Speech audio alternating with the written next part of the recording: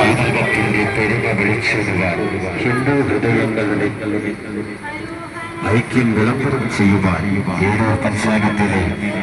എല്ലാ വിശ്വാസ ജനലക്ഷങ്ങളും വിവേകാനന്ദ നഗറിലേക്ക് ഒഴുകിയെത്തുന്ന അപൂർവ മഹാസംഗമം ഹിന്ദു ഏകതാ സമ്മേളനം വിളിച്ചറിയിച്ചുകൊണ്ടുള്ള വിളംബര റാലി ഈ വഴിത്താരയിലൂടെ ഈ വാഹനത്തിന് തൊട്ടു പിന്നിലായി കടന്നു വരിക